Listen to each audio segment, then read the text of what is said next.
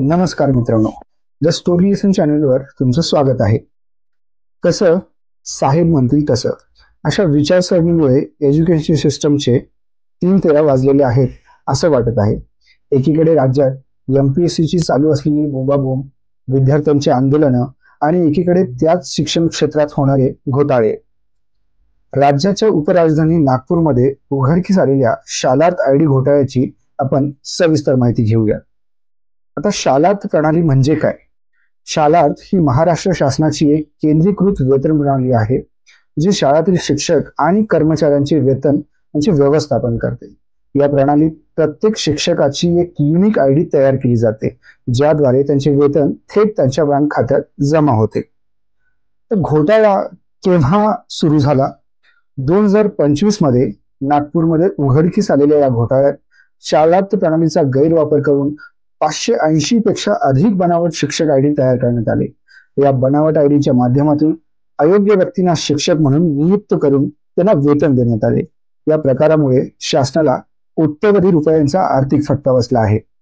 राज्यभर गाजत असलेल्या या शिक्षक भरती आणि शालार्थ आयडी घोटाळ्यात सत्ता वर्तुळातील आणि त्यांच्या विचारांशी जवळीक असलेल्या अनेक शाळा असल्याचे समोर आले आहे.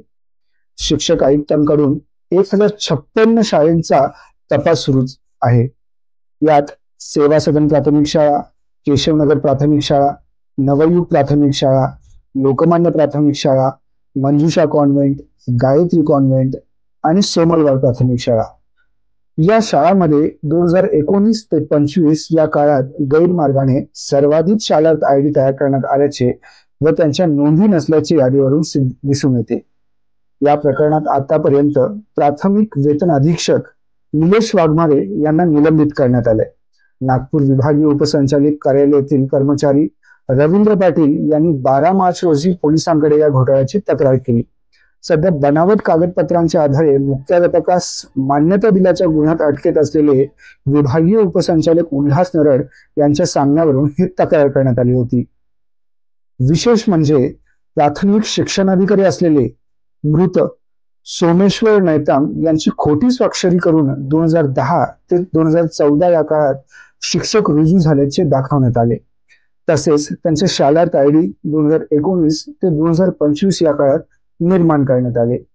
ज्यांच्या भरोशावर शिक्षण व्यवस्था आहे त्याच लोकांनी ओरबाडून खायला सुरुवात केली तर निश्चितच गुणवत्ता असलेल्या उमेदवारांनी करायचं काय?